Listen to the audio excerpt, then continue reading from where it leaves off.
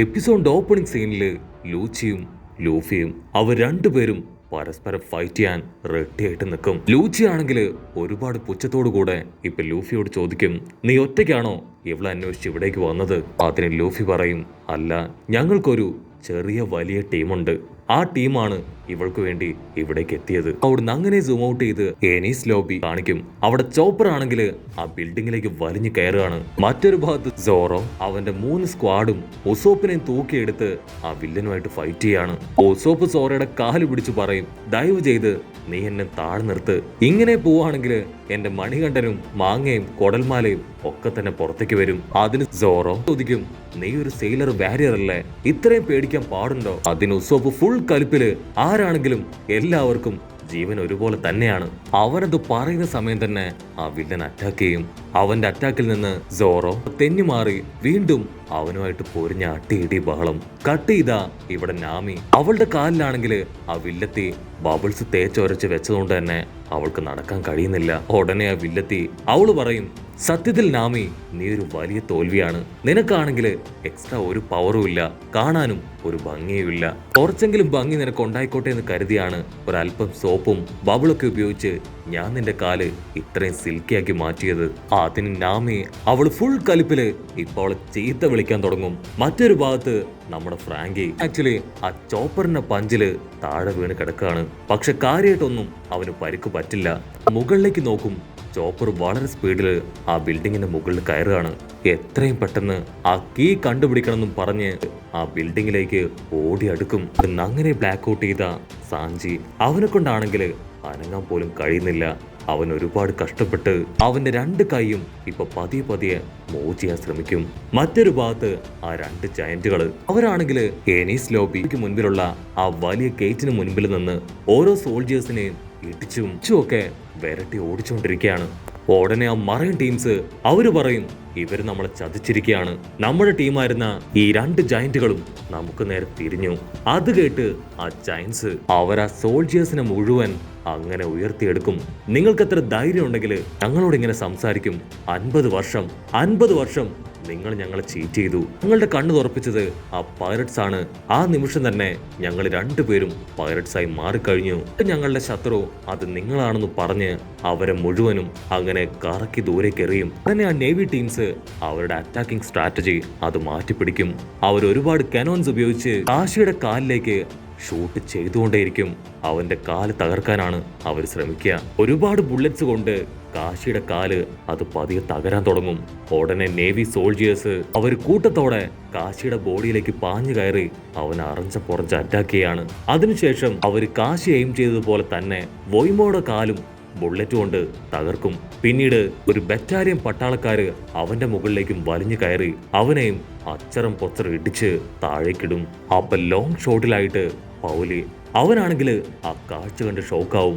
അവരെന്തെങ്കിലും ചെയ്യുന്നതിനുള്ളിൽ തന്നെ സോൾജേഴ്സ് എല്ലാവരും ആ ഗേറ്റ് വഴി അകത്തേക്ക് വന്ന് അവരെ റൗണ്ട് ചെയ്യും. കട്ട് ചെയ്ത ഇവിടെ ആ ഏജന്റ് വില്ലൻ അവൻ റോബിനെ പിടിച്ചു വലിച്ച് ആ ഗേറ്റിലൂടെ ഒരു ദയയും കാണിക്കാതെ വലിച്ചിഴച്ച് കൊണ്ടുപോകും. അവൻ ടെൻഷനായി ആ സ്നെയിൽ എടുത്ത് ഇപ്പൊ സംസാരിക്കാൻ തുടങ്ങും. CP9 ടീം നിങ്ങൾ അവിടെ എന്ത് ചെയ്യാണ്? പൈററ്റ്സ് ടീം അവർ ഓൾറെഡി ഞങ്ങളെ ഫോളോ ചെയ്ത് ഇവിടേക്ക് എത്തിക്കഴിഞ്ഞു. സോ എത്രയും പെട്ടെന്ന് എന്തെങ്കിലും ചെയ്തേ പറ്റുമെന്ന് അവ പറഞ്ഞുകൊണ്ടേയിരിക്കും. പക്ഷെ ഓപ്പോസിറ്റ് സൈഡിൽ നിന്നാണെങ്കിൽ ഒരു റെസ്പോൺസും ഉണ്ടാവില്ല.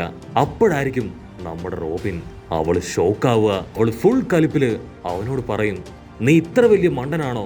നീ എന്തായി കാണിച്ചേ? ഏജന്റ് വില്ലനാണെങ്കിൽ ഒന്നും മനസ്സിലാവില്ല.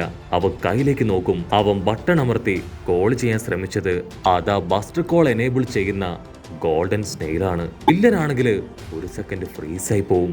ഇനിയിപ്പോ എന്താ ചെയ്യാന്ന് പറഞ്ഞ് അവൻ ടെൻഷൻ അടിക്കും. ഉടനെ എല്ലാ നേവി അഡ്മിറൽസിനും ഇപ്പോ ആ ഒരു റിക്വസ്റ്റ് പോകും. അടുത്ത നിമിഷം നേവി ഹെഡ്ക്വാർട്ടേഴ്സിലുള്ള വൈസ് അഡ്മിറൽസും എല്ലാ സോൾജേഴ്സും ചേർന്ന് ആ ഒരു ഐലാൻഡ് തകർക്കാൻ അവിടേക്ക് കുതിച്ചു പായാണ്. 10 ബാറ്റിൽ ഷിപ്പ് ഏനീസ് ലോബി ലക്ഷ്യമാക്കി കുതിച്ചു പായാണ്. ഇവിടെ നമ്മുടെ വില്ലൻ അവന്റെ ഫ്യൂസ് പോയി ആ 2 സ്നെയിൽസും എടുത്ത് അവൻ നോക്കിക്കൊണ്ടേയിരിക്കും. ഓ മൈ ഗോഡ്, ഞാനിനി എന്ത് ചെയ്യും? എനിക്ക് തെറ്റുപറ്റി പോയല്ലോ എന്ന് പറഞ്ഞ് അവൻ പൊട്ടിക്കരയും. ഇനി വേറെ വഴിയില്ല എന്ന് പറഞ്ഞ് നമ്മുടെ വില്ലൻ അവൻ മൈക്ക് എടുത്ത് അനൗൺസ് ചെയ്യും, ബൈ മിസ്റ്റേക്കില് ഞാൻ ബസ്റ്റർ കോള് അത് എനേബിൾ ചെയ്തു പോയി. സോ സോൾജിയേഴ്സ് എല്ലാവരും എത്രയും പെട്ടെന്ന് ഇവിടുന്ന് രക്ഷപ്പെട്ടു പോണം. ആ ഒരു ന്യൂസ് കേട്ട് ഇപ്പൊ എല്ലാവരും അങ്ങനെ ഫ്രീസായിട്ട് നിൽക്കുകയാണ്.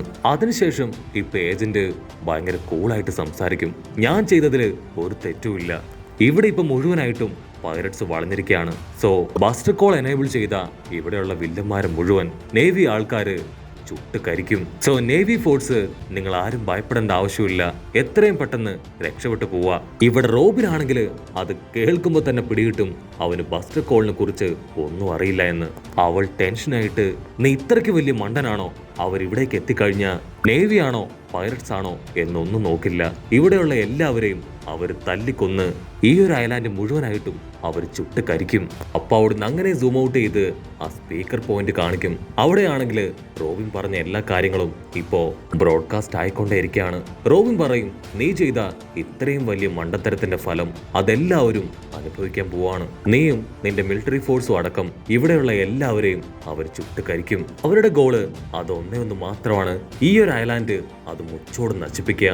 അത് കറക്റ്റ് ആയിട്ട് അവർ ചെയ്യും. വർഷങ്ങൾക്ക് മുൻപ് മോഹാർ ഐലാൻഡിലുണ്ടായ ബസ്റ്റർ കോള് അത് നേർക്ക് കണ്ട ഒരേ ഒരാള് ഞാൻ മാത്രമാണ്. സോ അതെന്താണെന്നോ അതിന്റെ ആധിക്യം എന്താണെന്നോ നിനക്കൊരു ചുക്കും അറിയില്ല. അതെന്താണെന്ന് എനിക്കറിയാം. അതുകൊണ്ട് എന്താണ് സംഭവിക്കാൻ പോകുന്നതെന്നും എനിക്കറിയാം. അപ്പോഴായിരിക്കും ആ വില്ലൻ ഏജന്റ് അവൻ പറയാ, ആയിരക്കണക്കിന് സോൾജിയേഴ്സ് മരിച്ച എനിക്കൊരു ചുക്കുമില്ല. ആ നന്ദി കെട്ട ഫ്രാങ്കി ആ ബ്ലൂ പ്രിന്റ് കത്തിയെരിയിച്ചു. ഇനി പ്ലൂട്ടോൺ അത് തിരികെ പിടിക്കാൻ കഴിയുന്ന ഒരേ ഒരാള് നീ മാത്രമാണ് റോബിൻ.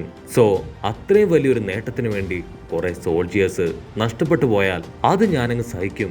എനിക്കതില് പ്രത്യേകിച്ച് യാതൊരു കുറ്റബോധവും ഇല്ലാന്ന് പറഞ്ഞ് അവനിപ്പോ ചിരിക്കും. പക്ഷെ റോബിൻ അവൾ വീണ്ടും വീണ്ടും അവന്റെ തെറ്റ് ചൂണ്ടിക്കാണിച്ചുകൊണ്ടേയിരിക്കും. പക്ഷെ ആ വില്ലൻ അത് കേൾക്കാൻ തയ്യാറാവില്ല. ഇവിടെ ഇവർ സംസാരിക്കുന്ന ഒക്കെ കേട്ട് ആ നേവി ടീംസ് അവരാണെങ്കിൽ ഒരു സെക്കൻഡ് ഷോക്കാവും. അവര് പരസ്പരം പറയും, ആ ഏജന്റ് ചീഫിന്റെ സ്വാർത്ഥ താല്പര്യങ്ങൾക്ക് വേണ്ടി അവനിപ്പോ നമ്മളെ ബലിയാടാക്കുകയാണ്. അടുത്തതായിട്ട് ആ ഏജന്റ് വില്ലൻ വീണ്ടും ഇപ്പൊ സോൾജിയേഴ്സിനെ അപമാനിച്ച് സംസാരിക്കും.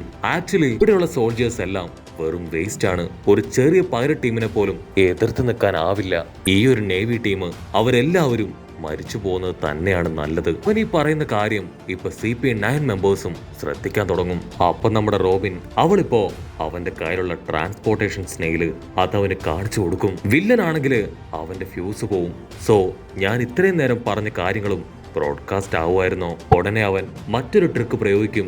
ഞാനാണ് ലൂഫി എന്ന് പറഞ്ഞ് അവൻ നിലവിളിക്കാൻ തുടങ്ങും. അടുത്ത സെക്കൻഡ് റോബിൻ അവനെ തള്ളി മാറ്റി, ഇവൻ ആ ഏജന്റ് ആണ്, ഇവൻ തന്നെയാണ് ബസ്റ്റർ കോൾ എനേബിൾ ചെയ്തത്.